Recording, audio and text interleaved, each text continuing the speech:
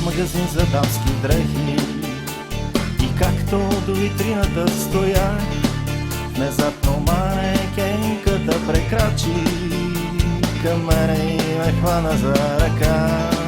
Внезапно манекенката прекрачи към мене и ме хвана за ръка.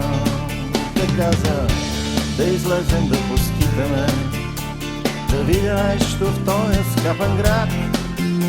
Омръзна ми една и съща улица, гледам през витринните стъкла.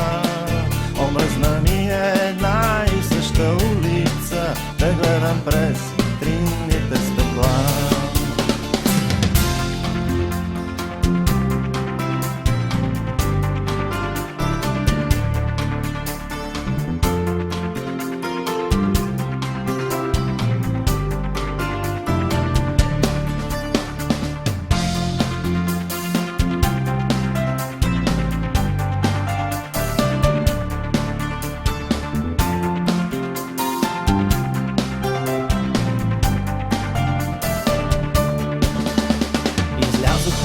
Срещнахме познати, ръкувахме се, аз бях удивен.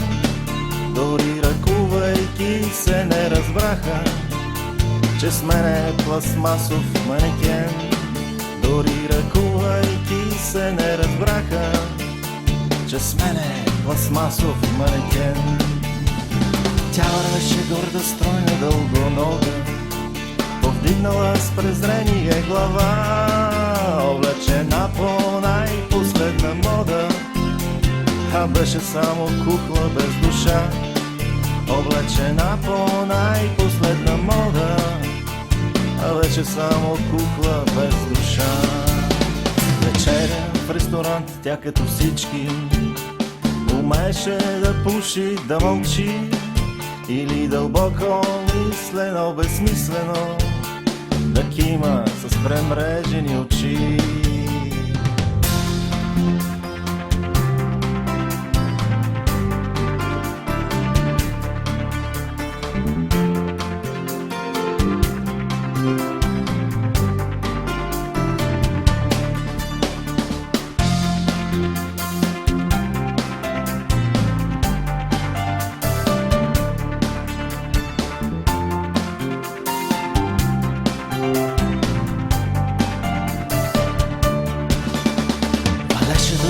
Каменните плочи, градът отдавна опустя, отдавна бе затворен магазина.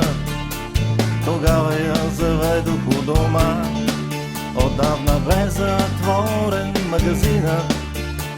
Тогава я заведох у дома.